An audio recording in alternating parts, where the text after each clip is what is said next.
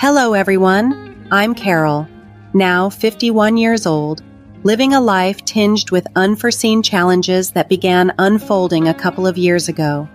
After turning 50, I was diagnosed with menopause, marking the onset of a series of relentless symptoms, dizziness, palpitations, and intense hot flashes among them. Although I'm under medical care, the treatments have only managed to alleviate these symptoms slightly. A cure seems elusive. Living under the same roof, my husband Anthony, who is 4 years my senior, has witnessed my struggles firsthand. Yet, understanding and empathy from him have been painfully absent. His recent outburst was particularly disheartening. As I struggled to stand, dizzy and weak, he accused me of using my condition as an excuse to avoid work and household duties. "Wow, I'm jealous," he scoffed, implying that my medically advised leave of absence was merely an exploitation of what he perceived to be a trivial ailment. Anthony and I met through mutual friends in our late 20s and clicked almost immediately. Our relationship evolved smoothly into marriage in our early 30s. While we've had our share of minor squabbles, life was largely peaceful, and Anthony seemed supportive. We dedicated ourselves to our careers, opting not to have children, and I believed we had grown close and supportive as a couple. However, the dynamic between us began to shift dramatically as I approached my late 40s. Initially, the signs were subtle, irregular menstrual cycles and sudden bouts of heat and exhaustion. But as time went on, these symptoms intensified. Severe palpitations disrupted my nights, and sleeplessness became a frequent tormentor. The physical ailments began to erode my mental well-being, leaving me irritable and despondent without cause. The journey through menopause is often misunderstood, spanning roughly a decade, with symptoms fluctuating before and after the cessation of menstrual cycles. Despite living through this difficult time, Anthony's recent comments have only deepened the divide between us, highlighting a lack of compassion that has reshaped the contours of our marriage. Experiencing menopause firsthand turned out to be far more daunting than I ever anticipated. My symptoms were intensely severe, and despite adhering to my family's encouragement to seek medical help, the condition showed no signs of improvement. During my hospital visits, the doctor explained that menopause doesn't have a specific cure. Instead, treatment focuses on managing symptoms. Consequently, I have been relying on a mix of prescribed medication and herbal remedies specifically chosen for their efficacy against severe symptoms. But even with these interventions, there was no cure in sight. It became increasingly challenging to continue my professional life, so 3 years ago, when I turned 50, I decided to take a leave of absence. My company's leave policy allows for up to 4 years off, and soon I'll face the tough decision of whether to return to work or retire. I'm not ready to give up my career, but the persistent severity of my symptoms is pushing me to consider retirement, a thought that fills me with frustration and uncertainty about Anthony's reaction. Initially, Anthony was empathetic and attentive when my menopausal symptoms began. He was never much for household chores, but he showed genuine concern for my well-being. I had always thought of him as a kind and caring person. However, his demeanor shifted drastically when he realized that my health issues might be long-term. He was visibly displeased when I brought up the idea of taking a temporary leave from work. "I don't understand much about your health, but is it so bad that you need a leave? You're not just slacking off and relaxing at home, right?" Anthony's skepticism was a shock to me. He mentioned that men also go through a form of menopause, perhaps trying to equate his experiences with mine. Despite having a chronic condition, Anthony rarely fell ill and managed his health meticulously to avoid exacerbating his illness. This perhaps led him to view me, who continued to struggle with health issues, as lazy. His response was always critical, no matter how extensively I explained my symptoms. So, what's the plan to improve? If that method doesn't work, shouldn't you look for another? Why do you keep saying it's not getting better? If it's not healing, find a way to heal. His lack of understanding was apparent and disheartening. Continuing to work in my current condition was incredibly tough. When I pleaded for a leave of absence until my health stabilized, Anthony predictably became furious. However, after learning that my boss, colleagues, and juniors had encouraged me to take a break, he reluctantly agreed, though he remained displeased. Determined to contribute somehow, I did more housework while not working. Yet, there were times when my efforts to balance health and home seemed overwhelmingly challenging. When I suddenly fell ill, the challenges were almost insurmountable. Standing triggered severe dizziness, and sitting didn't alleviate the relentless sweating, likely due to my hot flashes. On days when I mustered enough strength to vacuum, merciless back pain would ensue, no matter how much medication I took or how resolutely I endured the pain to manage some household tasks. Despite my efforts, Anthony's understanding remained painfully absent. "Aren't you better yet? What's the point of going to the hospital?" he would say. Over time, his demeanor towards me grew colder. Anthony often remarked, "If you're home all day on leave, why can't you finish all the housework?" He seemed to believe my illness didn't persist from morning till night. Returning home to find dinner merely cut up and heated, he'd ask, "What are you doing at home all day?" His complaints weren't occasional. They were a regular disappointment when he came back from work. On weekends, his presence only intensified the pressure. "Stop lying down all the time. Do the laundry at least." His words stung, especially when I was lying down, feeling unwell. The sarcasm and complaints escalated daily, and the once familiar words of care and concern vanished. Amid this growing strain, I was deeply troubled by the uncertainty of whether my symptoms would ever subside. However, I found solace in the understanding and advice from my mother-in-law, Amy, and my sister-in-law, Susan, who lived nearby. Amy, still robust and lively at over 80, spoke with clarity and energy. Having outlived her husband, she lived with Susan and her husband. Both Amy and Susan had been pivotal in encouraging me to seek hospital treatment and had even suggested taking leave when my symptoms worsened. I am immensely thankful to them. Since both my parents have passed away, Amy and Susan have become my primary support system regarding my menopausal challenges. Anthony recently announced that we were going to host a dinner party for Amy's birthday the following weekend. In Anthony's family, it is a tradition to celebrate family birthdays with a large dinner party. Since marrying into the family, I have participated in these celebrations every year. Depending on the year, we either dined out or hosted the party at the in-laws' house. This year, however, the responsibility of preparing the meal for Amy's birthday at our home fell on me. With Amy and Susan expected to arrive in the evening, Susan's husband couldn't make it due to work commitments, but Anthony made it clear he expected me to be in top form for the upcoming birthday dinner. "Make sure you're in good shape on the day," he said with a stern glare, adding, "I won't tolerate a repeat of last year." I could only nod in response to his sharp tone. Last year, during Amy's birthday celebration at my in-laws' house, I felt particularly ill and couldn't attend.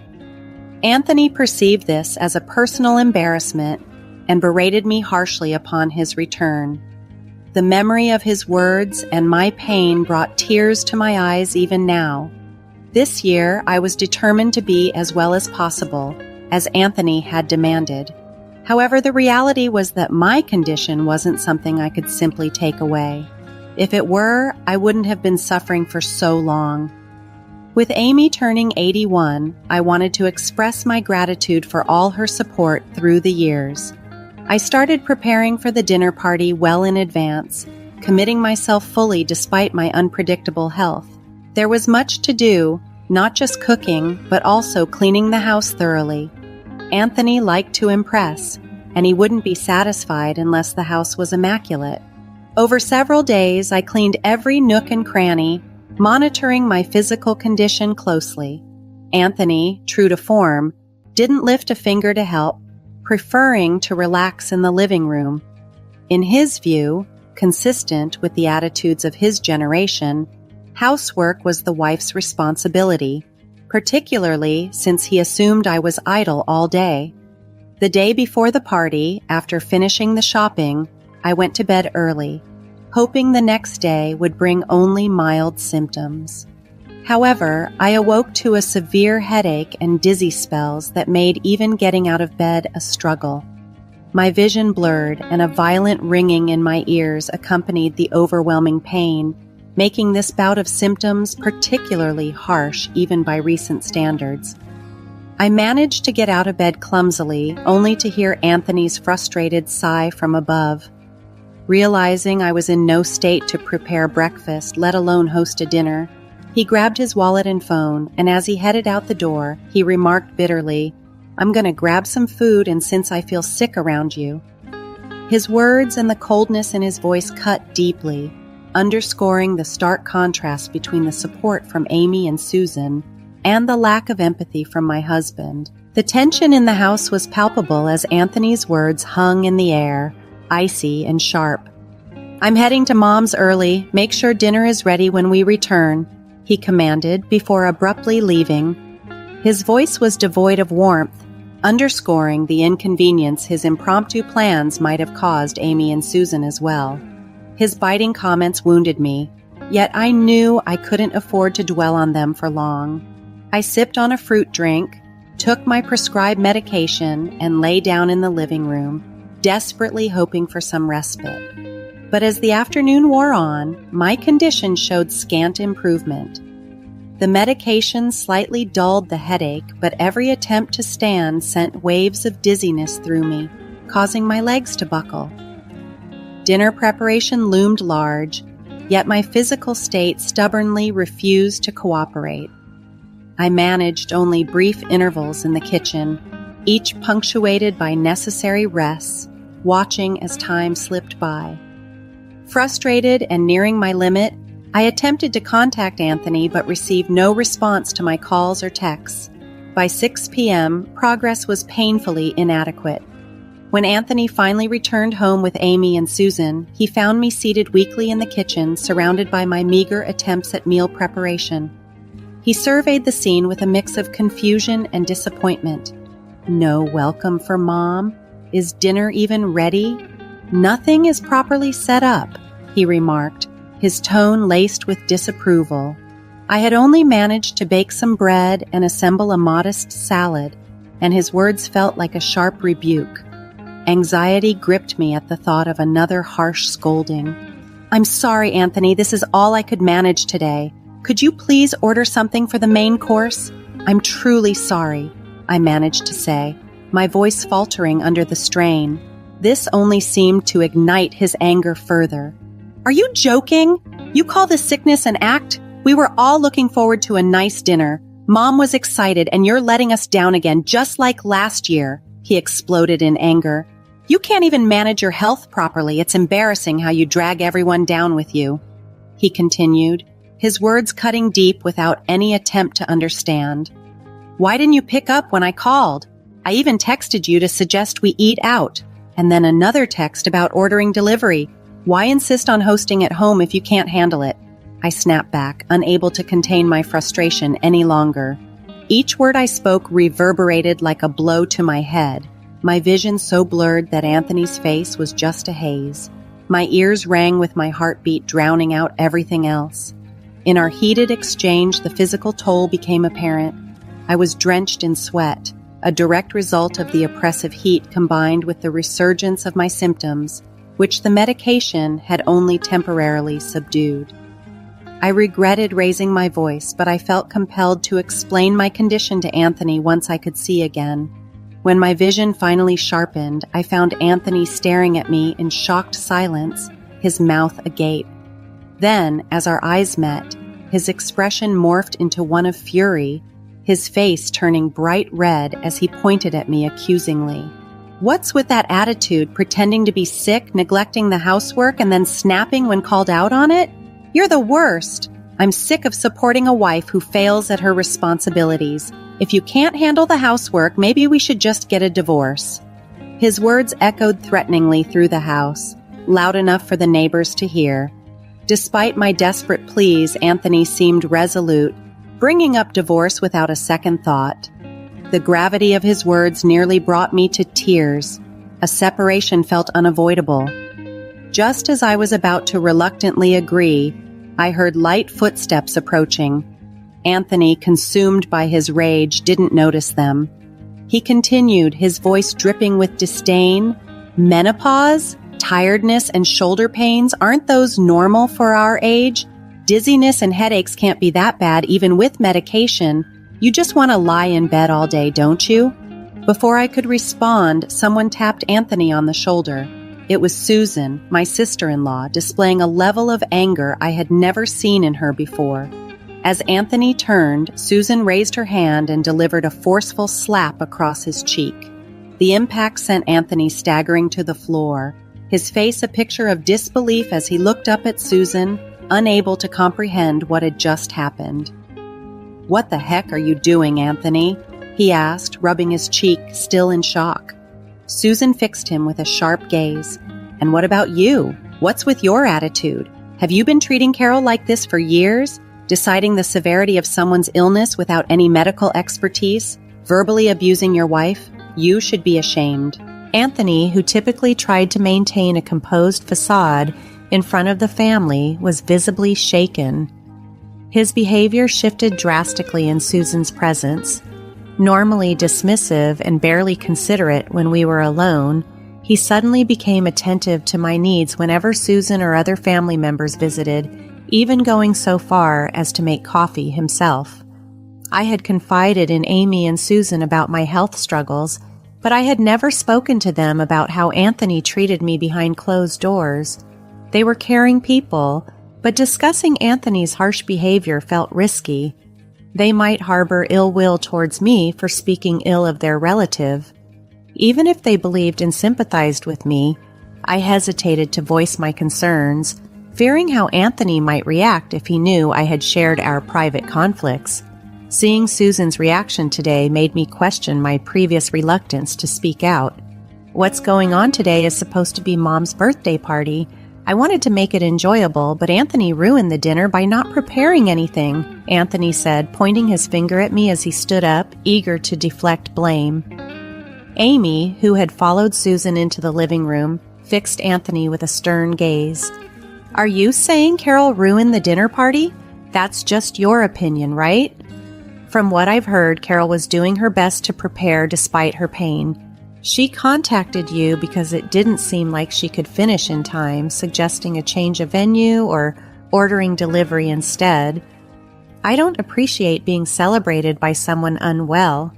I'm certainly not happy being celebrated by a son who just complains after dumping everything on his sick wife. Amy scolded him firmly. Then Susan chimed in. "Did you come to our house leaving Carol alone while she was feeling ill?" "Well, there's nothing I could do," Anthony replied defensively. "There are many things you could have done, like helping with chores or being considerate about her health. I remember telling you this when Carol first started feeling unwell. You just found it bothersome, didn't you?" Susan's words left Anthony speechless. Anthony, flustered, blurted out, "Why are Sis and Mom siding with her? Menopause isn't even a real illness. Getting tired easily, palpitations, that happens to everyone as they age. Women just want to be lazy so they can name it a disorder and pretend to be sick." Susan sighed deeply before explaining, "Anthony, you might not know, but I too suffered from severe menopause symptoms. It only recently settled down, but it was so bad I quit my job 9 years ago. Are you saying a disease that made me quit my job isn't a real illness?" Hearing this, Anthony stood frozen in shock. I had known that Susan had experienced menopausal issues around the same age as me, and that she had to resign from her job following a temporary leave. She didn't want to quit, but with no sign of recovery in sight, she had chosen to prioritize her health after consulting with her family. I remembered that Susan had stepped back from her job when she was around 50, but I hadn't known the specific reasons until she shared them herself.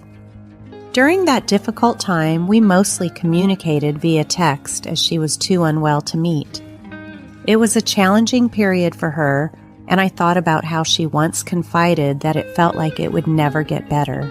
Jason, Susan's husband, who is 4 years her junior and works irregular hours, including night shifts, was always supportive of her health decisions, although he couldn't make it to the dinner. Susan turned to Anthony with a stern yet caring demeanor. "Carol is not your servant. As a husband, shouldn't you have more compassion?" Caught off guard and visibly chastened, Anthony muttered a weak apology. "Sorry, sis. I knew you were unwell, but..." His voice trailed off, finally understanding the gravity of his actions and the pain they had caused. Anthony's reply sounded like an excuse, but Susan's stern expression didn't waver. "Right now, it's not about me. Shouldn't you be apologizing to Carol?" she pressed firmly, facing pressure from Susan, whom he deeply respects and seldom contradicts. Anthony reluctantly turned towards me. After a moment, he seemed to relent. "I'm sorry. Sis scolded me and it opened my eyes. From now on, I'll help you, Carol, and we'll get along," he said, looking earnestly into my eyes. It felt like he might have finally understood. Just as I was considering forgiving Anthony, a voice cut through the moment. "Hold on a minute," said Amy, looking exhausted as she walked over supported by Susan and sat beside me on the sofa. She fixed me with a serious gaze. "Carol, you can't believe Anthony's words. You should divorce him, and quickly," she advised. "What do you mean?" I asked, taken aback by her directness. Amy then shared a bit of her past that mirrored my struggles. "I suffered from similar symptoms around your age. There wasn't a name like menopausal disorder back then, but from what you've told me, I think I probably had it too. I've told you this before, haven't I?"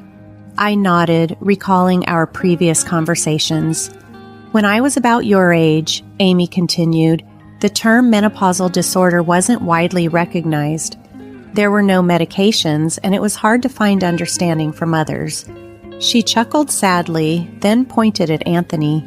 "He used to hurl terrible abuses at me when I was suffering.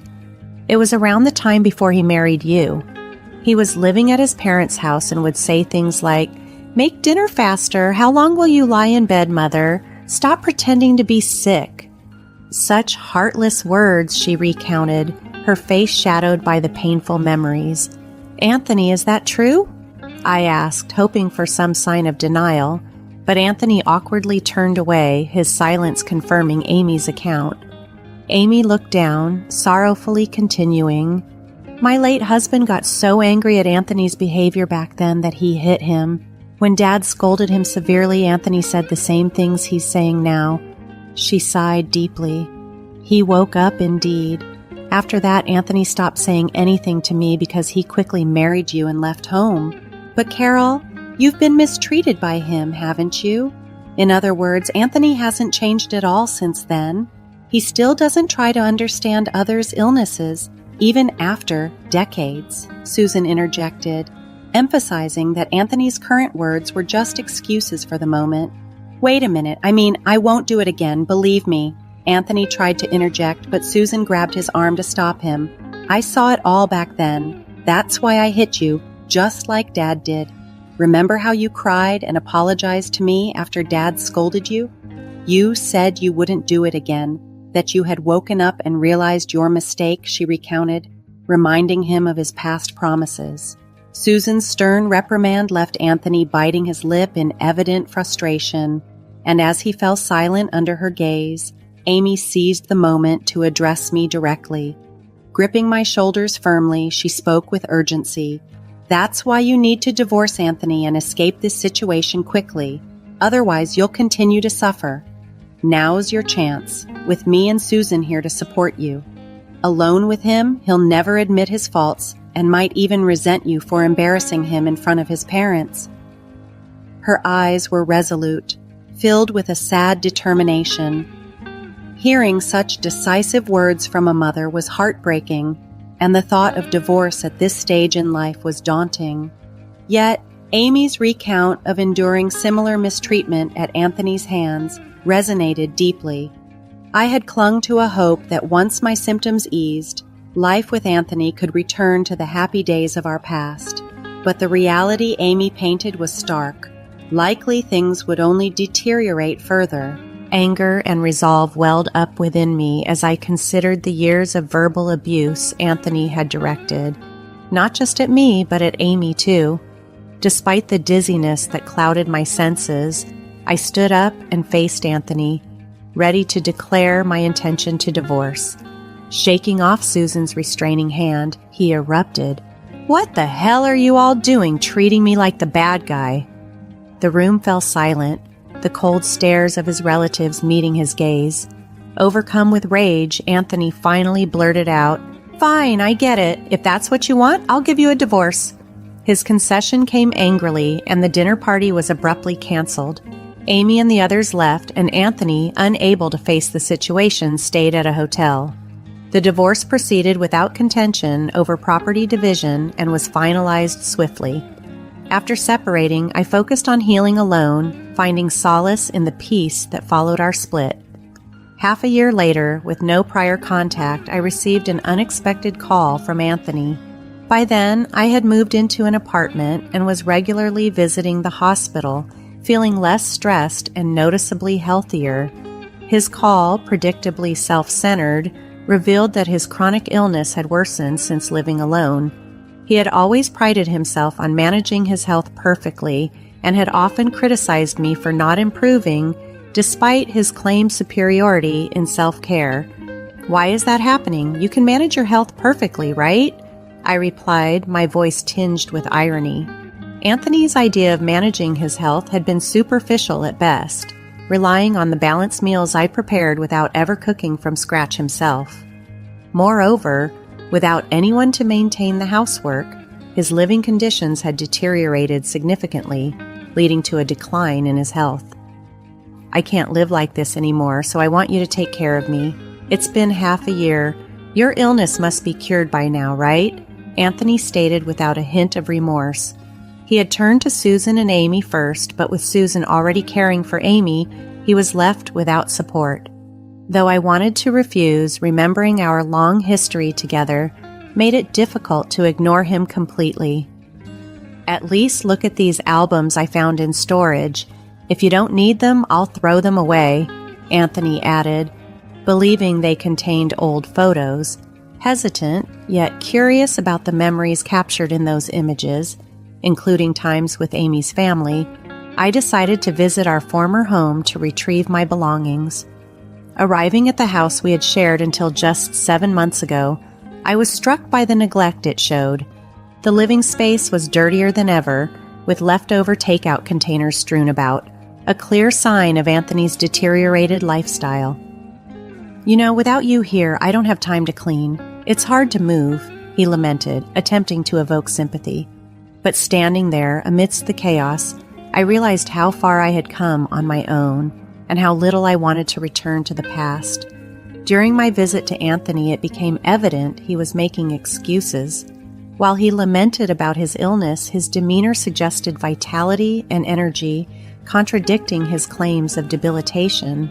It dawned on me that what he sought was not so much caregiving, but rather someone to manage household tasks like cleaning, laundry, and cooking. It seemed he was in search of a caretaker rather than genuine emotional or physical support. Taking a moment to assess the situation, I addressed him directly. "You appear quite robust and healthy. Maybe it's time you stop using your condition as an excuse and start taking responsibility for yourself." This direct approach took Anthony by surprise, and his response was defensive and sharp. "You know, my condition affects my internal organs and nerves. It's not just something you can see. Offensively, you call me lazy when I'm genuinely struggling," he countered, frustration evident in his tone. Despite his argument, as he met my unwavering stare, he seemed to realize the gravity of our conversation.